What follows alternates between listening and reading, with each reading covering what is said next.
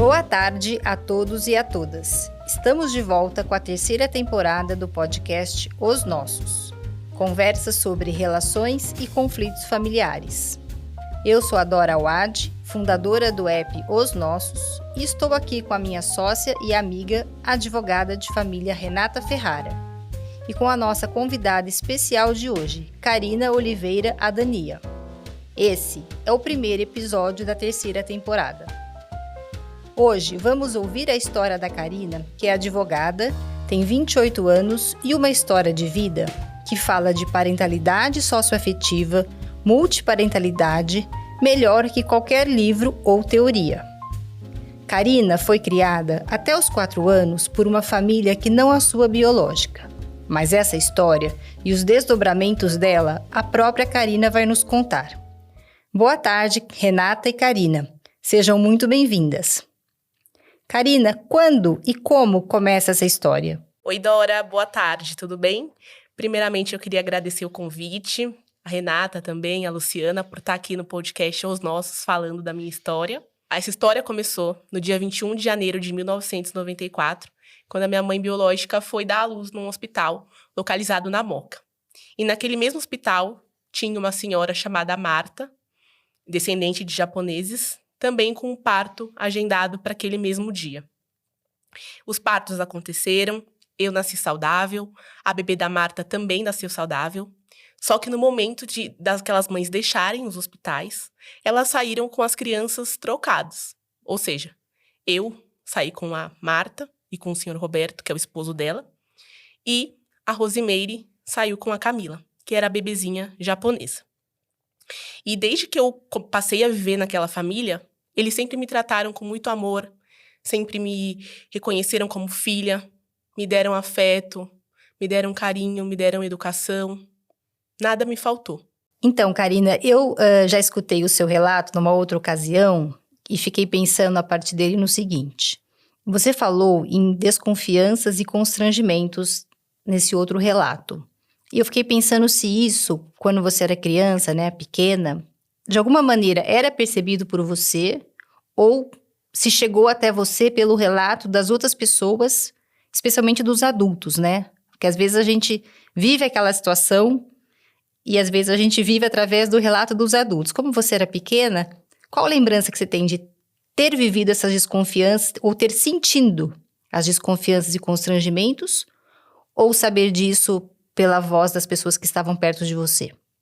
Então, Dora, eu acredito que, de fato, esses relatos de desconfianças e constrangimentos chegaram a mim mais pela visão dos adultos, né? Que, no caso, os meus pais. Talvez as pessoas que estejam agora nos escutando não saibam desse detalhe, mas eu sou negra e era uma bebê negra com um casal de orientais. Então, isso gerou muitas desconfianças pelo que eles me falam. Mas eu me lembro também de situações específicas onde eu vivi esses constrangimentos, por exemplo, na escola. Sempre quando eu estava ali e perguntavam, né, quem são seus pais? Ou quando tinha alguma festividade de homenagem aos pais, e eles eram japoneses e eu lá, e as pessoas olhavam e estranhavam aquilo, né? Já ouvi, assim, lembro de pessoas me perguntarem quem são seus pais? E eu dizia, são aqueles. E eles falavam, mas e os seus pais de verdade, quem são? E eu pensava, esses são os meus pais de verdade, são eles que me criaram, são eles que me amaram, então por que eles não seriam os meus pais de verdade? Então, isso realmente eu tenho na minha memória. Foram coisas que me marcaram até hoje. Cá, é muita emoção, é uma vida, né?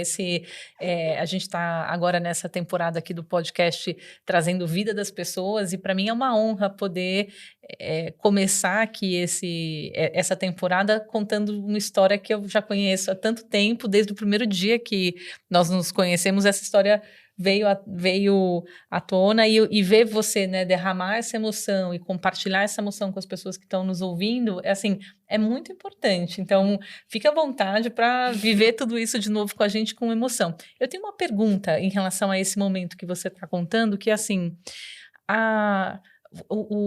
com 4 anos foi o momento em que identificaram a outra criança, foi isso? Isso. Na verdade, os exames de DNA foram feitos quando eu tinha 2 anos de idade. Primeiramente com o meu pai, Roberto, e depois com a minha mãe. Que aí, como os 2 resultados vieram negativos, eles foram até a polícia, né, fizeram um boletim de ocorrência e iniciaram as investigações. Mas, de fato, até encontrar outra criança, entender o que tinha acontecido, fazer novos exames de DNA com todos os envolvidos para confirmar a paternidade e a maternidade, isso levou cerca de 4 anos. E, Ká, você se lembra da primeira vez em que você viu a outra criança? E como é que vocês se encontraram? Assim, como é que foi esse momento? Você sabia o que estava acontecendo ou não? Porque você é muito pequenininha, né? É. Como é que era isso?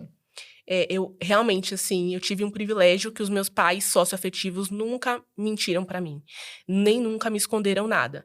Eu não tenho em mente, assim, não tenho recordação do momento que eu soube e não lembro como foi também o primeiro contato com a outra criança, né, a minha irmã. A gente se chamava de irmã. Eu não tenho na memória essa lembrança viva de como foi esse primeiro encontro. Karina, eu tenho curiosidade, gostaria de saber um pouquinho como é que foi o momento de transição, quando você começou a conviver com a sua família biológica e vice-versa. Conta um pouquinho pra gente sobre isso.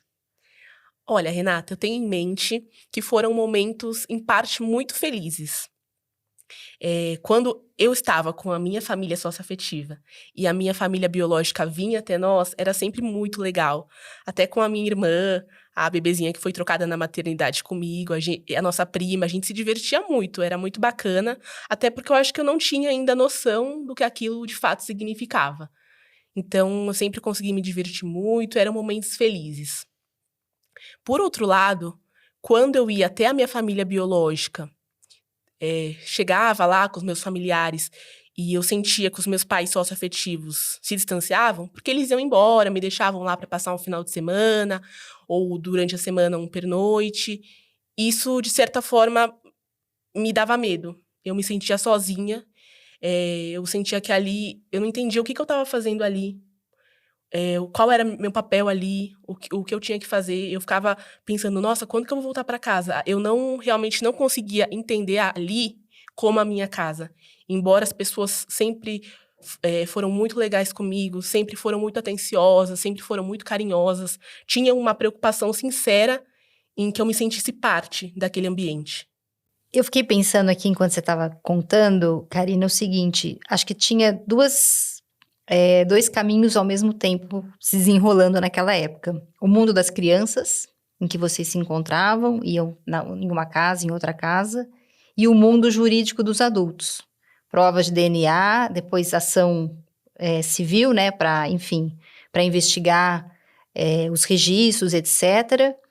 E eu acho que por alguns anos, aí queria que você comentasse um pouco, esses dois caminhos paralelos foram andando, vocês com essa convivência diferente e os adultos cuidando, né, dos aspectos legais e jurídicos dessa história.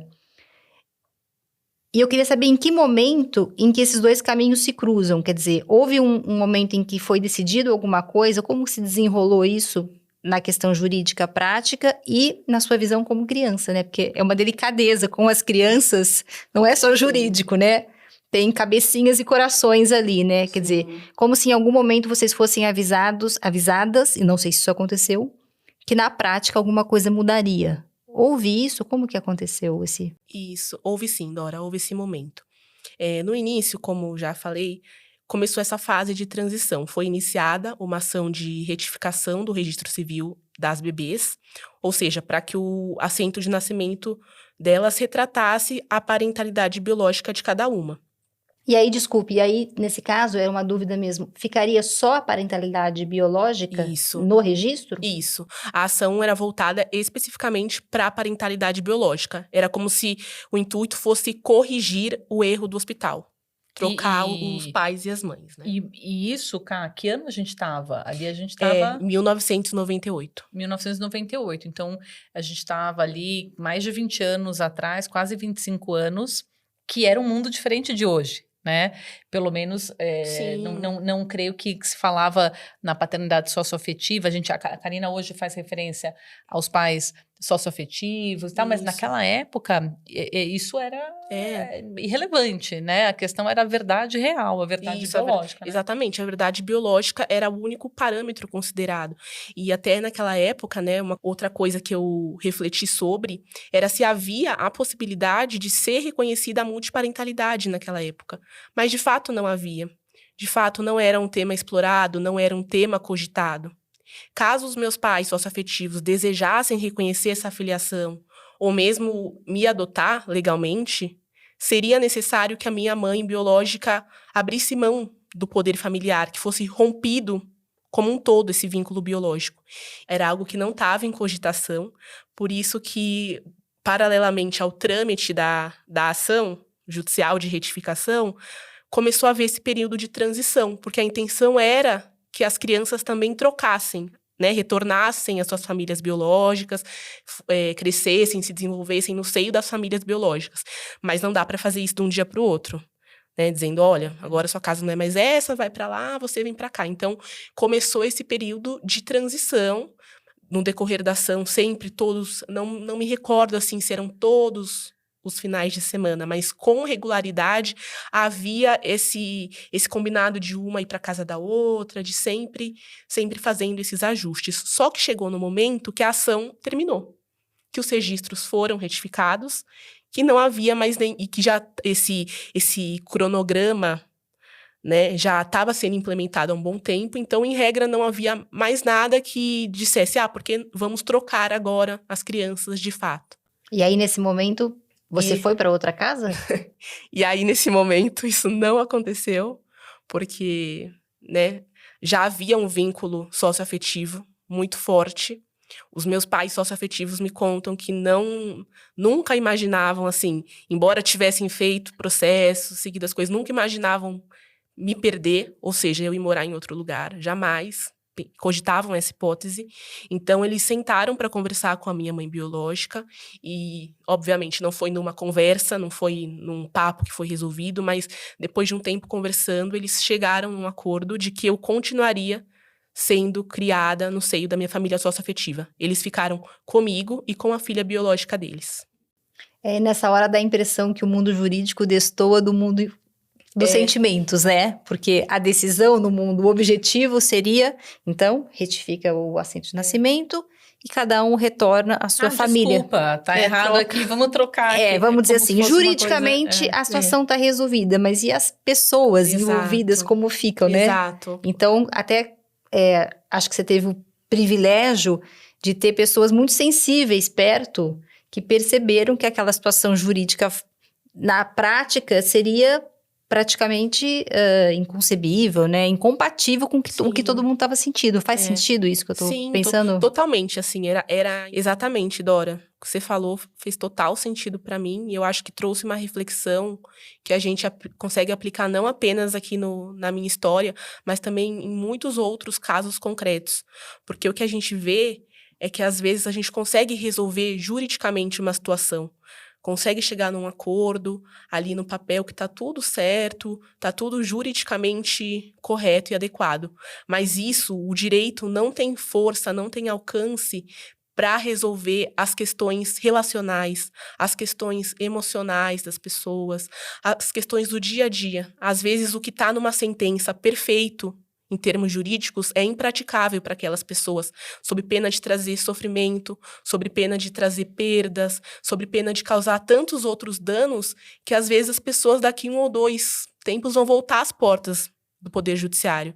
Então, no meu caso em específico, embora tenha sido feito a retificação dos registros de nascimento, simplesmente trocar aquelas crianças não era a melhor opção. Era algo impraticável, era algo que ia trazer sofrimento, era algo que podia desencadear em muitas outras situações até piores. Então, como você disse mesmo, nisso eu sou muito grata a Deus, porque eu tive a sorte de ter pessoas sensíveis, de ter pessoas preparadas, que tiveram coragem de enfrentar aquela situação e não simplesmente falar, vamos trocar e eu fiz a minha parte. Elas tiveram a humanidade, pensando nas crianças, de enfrentar aquela situação e de, para além do que havia sido definido juridicamente, pensar em uma situação que pudesse acomodar um interesse melhor para todos, sobretudo para as crianças. Eu acho que a parentalidade socioafetiva muitas vezes tem essa característica, né? Que a situação de desfazer a situação de fato pode ser mais dolorido para as pessoas envolvidas, né? Me dá um pouco essa impressão. E aí, nesse momento em que as famílias concordaram, pelo que eu entendi, em manter a situação fática, né?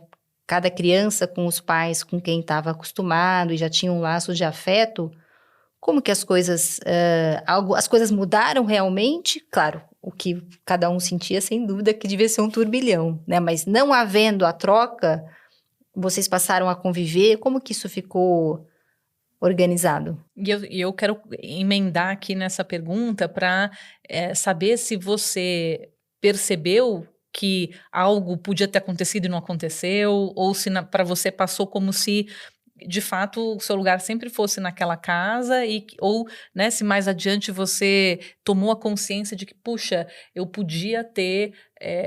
se você ficou... vou dizer aqui feliz, né? Mas de não precisar ir para aquela outra casa. Aliviada, talvez. Exato. Eu acho que a palavra é aliviada, porque você contou do sentimento que você tinha quando ia para outra casa, como você tinha dificuldade de se sentir parte ali, né?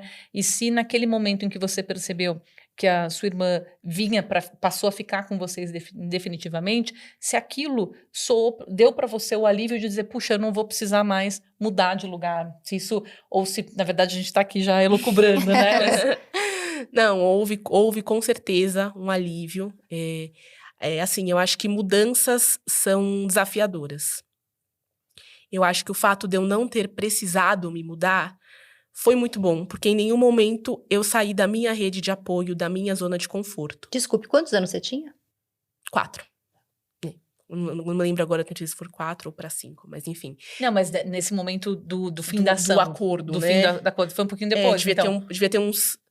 Tinha 5 anos. 5 anos, isso. Então, de fato, para mim, foi um alívio, foi uma sensação de segurança, eu me sentia segura. Eu sentia que eu estava com os meus pais, que na minha cabeça eram os meus pais. Socioafetivos, mas eram os meus pais, eu estava na minha casa, eu estava com a minha família. Então, eu estava experimentando ali algo novo, mas eu estava na minha rede de segurança. Eu não precisaria ficar preocupada, pensando, onde eu vou estar amanhã? Eu estava com eles e eu tinha certeza que eu ia continuar ali para sempre. Mas, ao mesmo tempo, eu também tinha convívio com a minha família biológica, nunca deixei de ter contato com eles, tenho recordações, tenho até fotografias deles também sempre presentes, a minha mãe, os meus irmãos. Então, eu acho que eu realmente fui muito beneficiada, eu fui muito protegida. Desde o início, eu estive com pessoas que sempre se preocuparam em me proteger, se preocuparam em zelar pelo meu bem-estar, pela minha segurança, pelo meu conforto. Então, é isso. Karina, e como é que foi para sua irmã mais velha, porque você tem uma irmã mais velha, filha do casal oriental, como é que foi para ela viver tudo isso que aconteceu e depois receber essa nova criança, porque a sua irmã passou a residir com vocês na família oriental, correto? Isso, Renata, correto. Nós duas passamos a viver com a minha família socioafetiva, no caso era a família biológica dela, e a nossa irmã mais velha ficou muito feliz. São 10 anos de diferença, então à época ela era uma adolescente. Ela já tinha, obviamente, um pouco mais de noção ali de tudo que estava acontecendo, mas ela ficou muito feliz por ter uma nova irmã, por poder conviver com essa irmã, por dar carinho. Eu acho que a sensação de todos era querer recuperar o tempo perdido. Então, sempre trataram ela também com muito amor, com muito carinho. São anos muito felizes da minha vida que eu tenho em recordação. Que legal, Karina. Essa história é cheia de emoções, né? E descobertas, pelo que você está contando. Eu fiquei pensando depois, quando você falou que as famílias entraram em acordo para que cada criança permanecesse com a família socioafetiva, né? Não, porque a criança que era filha biológica do casal oriental ficou também com o casal oriental. Desde o primeiro momento? Assim, quando houve o acordo, sim. Na fase de transição, sempre nós trocávamos, né? Até, às vezes, dormíamos juntos. Mas quando houve esse acordo, o acordo foi de que o casal oriental cuidaria das 2 crianças. E a partir disso, como ficou a sua relação, ou como foi construída com a sua mãe biológica? É Rosimeire o nome dela, né? Isso, Rosimeire. Olha, ela sempre se esforçou para estar presente nas nossas vidas. Eu tenho recordações de momentos que ela nos visitava, que ela convivia conosco. E até certo momento, agora um ponto delicado, se ela for me ouvir falar isso, enfim. Eu não entendia muito bem como ela tinha aceitado, né? Não vou conseguir falar. Tranquilo. Mas tá bom, já sei, vou reformular. Mas deixa eu só perguntar, você disse que você queria que ela tivesse lutado por você? Então.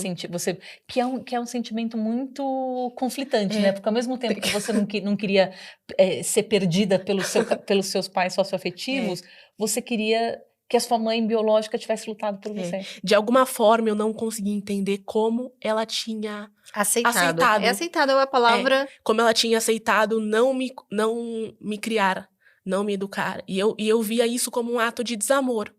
Eu pensava, ela não me ama. Ela não faz questão de mim. Mas as coisas passam, né? E hoje, adulta, eu falo isso sem ressentimentos. Minha voz tá meio trêmula aqui, mas não é com ressentimentos, é com emoção. Mas hoje eu tenho consciência que isso foi um ato de amor e não de desamor. Ela realmente foi muito corajosa e ela me amou muito ao ponto de abrir mão do direito dela de me criar para que eu tivesse suporte. E eu acho que não só suporte financeiro, mas suporte emocional, para que eu não precisasse viver essa mudança. Ela quis me preservar, por mais que isso fosse deixá-la triste, ou enfim, que fosse até causar esse conflito em mim, porque por muito tempo eu entendi que ela não me amava, e hoje eu entendo que, na verdade, ela sempre me amou e ela sempre prezou por mim, tanto quanto os meus pais socioafetivos. Por isso que ela acabou aceitando essa condição. Mas eu tenho uma relação bastante amistosa com ela hoje em dia, nós convivemos bem e graças a Deus tudo foi superado. Então, Karina, isso que você falou me fez pensar que a decisão de estar longe como um ato de amor é uma decisão complexa e que exige maturidade para que a gente compreenda, né? Muitas vezes, né? Porque a equação simples é que estar perto, havendo amor, a gente quer estar perto. E a opção de estar longe, como foi no seu caso da sua mãe biológica, eu imagino que tenha sido difícil de compreender e que você tenha precisado de um tempo mesmo para aceitar como um ato de amor. Faz sentido? Sim, faz muito sentido. Realmente levou um tempo e que eu vejo que foi necessário esse tempo. Por mais que eu até possa dizer, queria já ter pensado isso desde o início, porque ia me poupar tanta mágoa, tanto ressentimento, tantas, né, questões de indagação mesmo na minha adolescência, mas você tem razão, isso é um processo, exige maturidade. Então, veio no momento certo e foi bom também porque eu pude aprender com isso, pude tirar uma lição. E hoje o meu sentimento é realmente de gratidão, porque eu tive pessoas maravilhosas ao meu lado, tanto a minha mãe biológica, quanto a minha mãe socioafetiva, o meu pai socioafetivo. Todos sempre pensaram no meu bem-estar, sempre me colocaram em primeiro lugar e eu realmente só agradeço por isso. A gente falou aqui, não lembro se foi você ou a Renata, que era outra época e o mundo era diferente, até em relação ao conceito de socioafetividade, né? Parentalidade e a retificação do registro, que é uma coisa que hoje seria diferente. E eu fiquei pensando em outro aspecto diferente, que é em relação à maternidade, onde tudo isso aconteceu. Como que a maternidade onde você nasceu se posicionou frente ao que aconteceu? Houve algum tipo de responsabilização ou justiça restaurativa? Enfim, eu sei que era outro contexto, outra época, mas fiquei com essa curiosidade de saber se eles se posicionaram de alguma maneira, enfim. Então, Dora, foi ajuizado, além da ação de retificação do registro civil, uma ação também na esfera civil para a reparação desse dano material e moral que os meus pais socioafetivos tinham sofrido. Uma ação contra a maternidade. Exato, uma ação diretamente contra a maternidade. Mas o que acontece é que esse hospital, eu não sei dizer assim a época certa, mas eu sei que quando houve essa ação, o hospital já estava fechado em processo de falência. Então, foi muito difícil de conseguir qualquer comunicação com ele, estabelecer qualquer comunicação, até para, como disse, né, ter uma justiça restaurativa em termos de acordo, não foi possível. Eles entraram no processo, até onde eu sei, se defenderam, foi uma ação que tramitou. E foram condenados? Houve uma sentença de condenação desse hospital, mas os meus pais, infelizmente, não conseguiram ter acesso a nenhum valor. Agora, essa questão é um pouco delicada, porque tem a ver também com o fato do hospital estar em falência, não ter recursos, ter muita dívida, mas também que eles não tiveram um bom advogado, não tiveram um bom assessoramento profissional. Seus pais, você disse? Meus pais, exatamente. Para conseguir ir em busca desses recursos. Então, eles também até acabaram, assim, né, não conseguiram receber nada, não levaram isso para frente, e houve mesmo a condenação, mas eles não conseguiram acessar nenhum valor indenizatório. Eu falei em justiça restaurativa porque, claro que tem sempre o primeiro plano de uma indenização, possivelmente, que, pelo que você conta, não aconteceu. Mas talvez mais importante, ou tão importante quanto a indenização, fosse realmente ali estar com aquelas pessoas que estavam envolvidas, tentar entender melhor o que aconteceu e fazer essa conversa que a gente chama, né, até para eles entenderem o impacto que isso causou, né? Porque Exato. Além do dano que a gente materializa financeiramente, tem o dano emocional, que é enorme, que a gente não muda, mas a gente atenua a partir do momento do reconhecimento de quem causa esse dano, né? Sim, Mas exato. pelo que você diz, infelizmente, não houve nenhuma possibilidade de reaproximação para se conversar. Até com as pessoas que não só o hospital, mas os funcionários, Exatamente né, do que eu estou pensando, envolvidos exatamente. As pessoas que estavam ali, porque possivelmente a diferença física das famílias era quase evidente, né? Por uma questão de... Então, mas eu posso dizer que eu vi uma foto das meninas pequenas, não era diferente.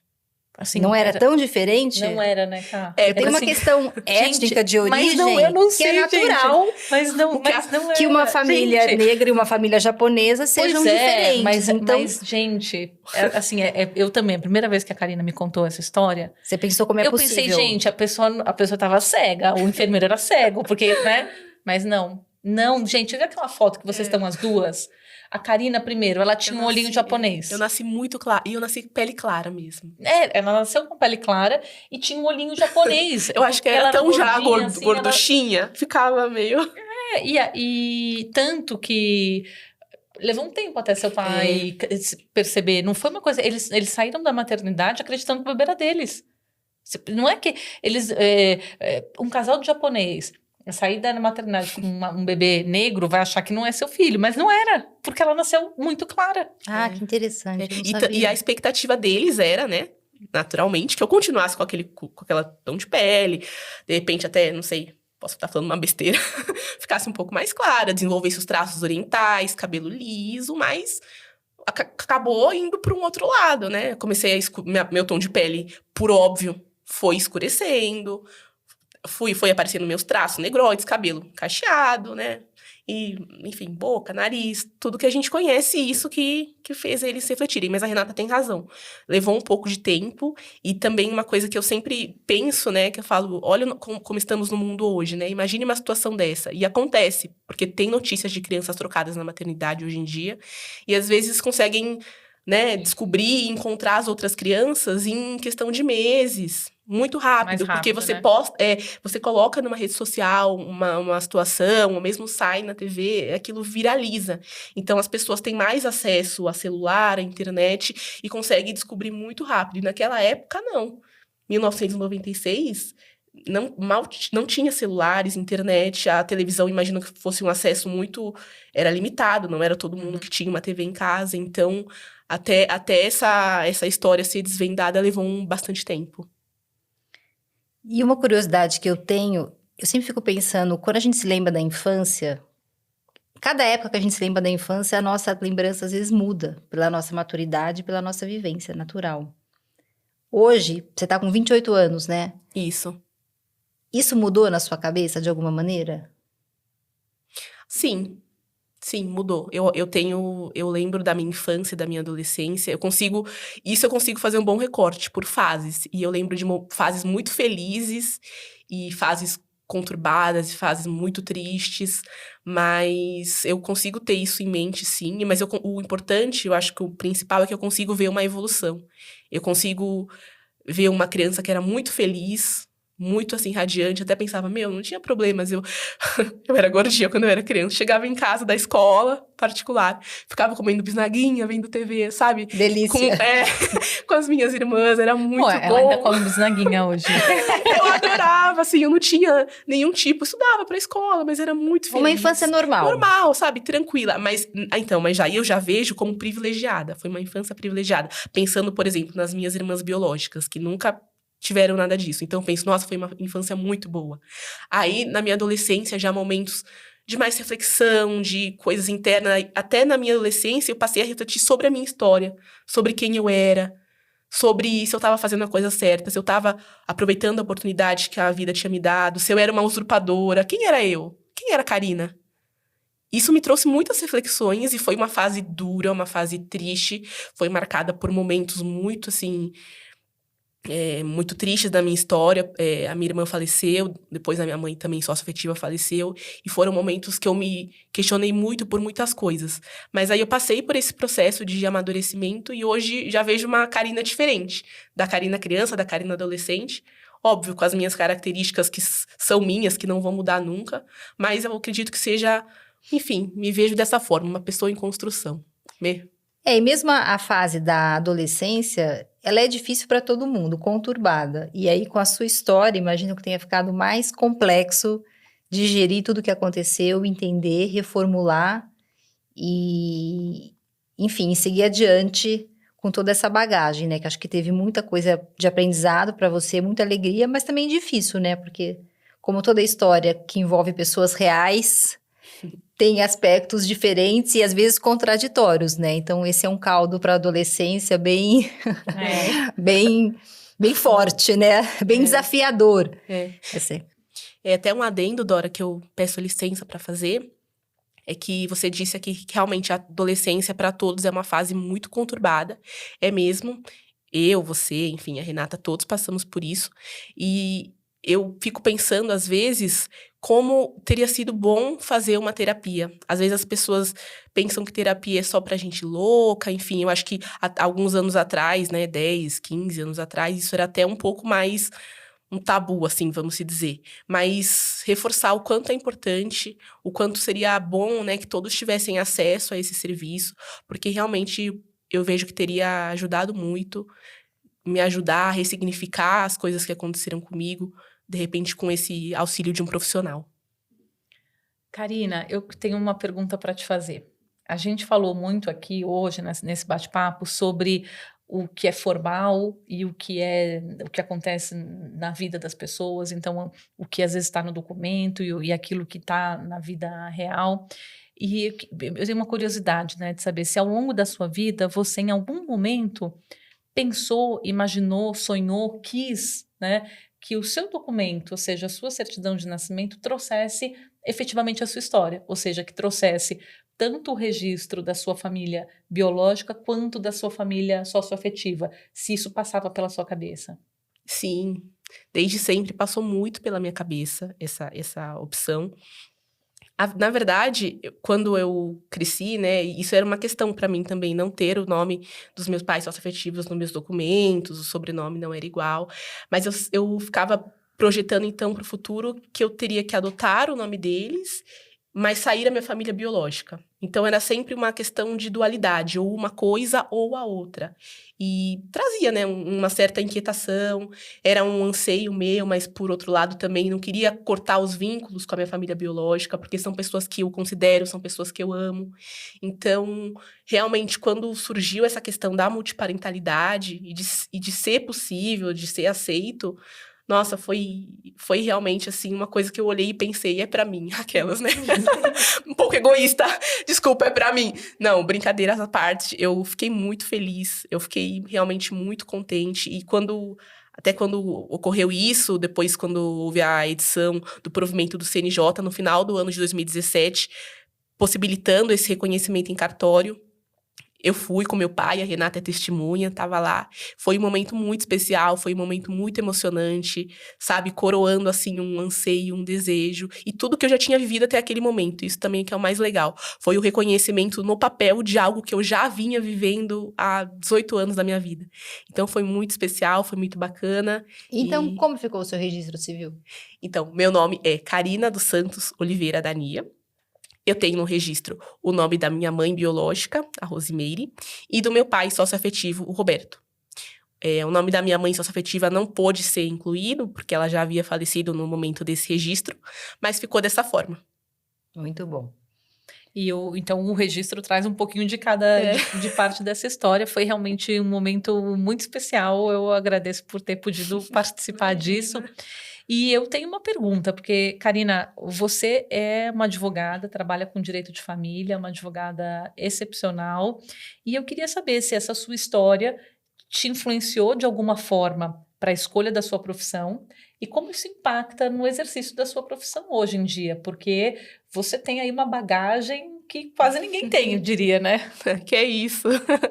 Não, eu acredito que influenciou diretamente, assim, totalmente. Minha vontade de ser advogada na área de direito de família tem a ver com a minha experiência pessoal.